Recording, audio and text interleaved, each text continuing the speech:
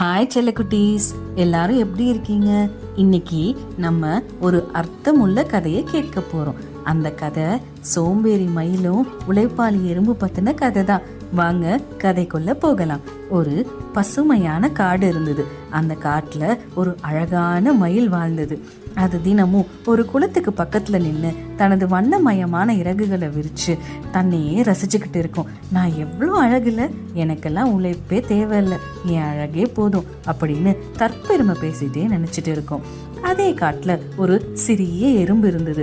அது காலையிலிருந்து சாயந்தரம் வரைக்கும் தான் குடும்பத்துக்காக, தான் எதிர்காலத்துக்காக உழைச்சு உணவு சேகரிச்சுட்டே இருக்கும். இப்ப முயற்சி செஞ்சாதான் நம்மளோட பிற்காலம் எந்த பிரச்சனையும் இல்லாம நிம்மதியா இருக்கும் அப்படின்னு எப்போதுமே அந்த எறும்பு உறுதியா நம்புச்சு.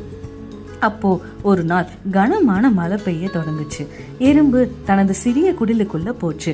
அங்க அதுக்கு தேவையான உணவு நிறையவே இருந்தது. அதனால அது அந்த மழைக்காலத்தை பார்த்து பயப்படல, நிம்மதியா இருந்தது. ஆனா மயிலுக்கு எதுவுமே தயாரா இல்லை. அந்த குளூர்ல நினைஞ்சு நடுங்கிக்கிட்டே ஒரு மரத்தடியில போய் என்ன செய்யறதுன்னு தெரியாம தஞ்சம் புகுந்தது. அடுத்த நாள் காலையில கொஞ்சம் கொஞ்சமா மழை குறைய ஆரம்பிச்சது. மயிலுக்கு ரொம்ப பசிக்க ஆரம்பிச்சது. என்ன பண்றதுன்னே தெரியாம ரொம்ப வருத்தப்பட்டுட்டு இருந்தது. அப்ப அந்த எறும்பு தான் சேகரிச்சு வச்சிருந்த உணவை ரொம்ப கருணையோட கொண்டுட்டு வந்து நம்ம மயில் கிட்ட கொடுத்தது. மயில் ரொம்ப வருத்தப்பட்டது. நான் இதுவரை எவ்வளோ தவறு செஞ்சுட்டேன்ல, இனிமேல் நானும் சிறந்த உழைப்பாளியா இருக்கணும். நான் என்னோட எதிர்காலத்தை யோசிச்சு கடின உழைப்பு போடணும். அப்பதான் எந்த பிரச்சனை இருந்தாலும் என்னால் அதை தாங்க முடியும், அதை எதிர்கொள்ள முடியும் அப்படின்றத அது புரிஞ்சுக்குச்சு.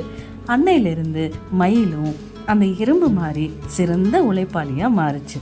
குட்டீஸ், இதுல இருந்து நம்ம என்ன தெரிஞ்சுக்கிட்டோம்?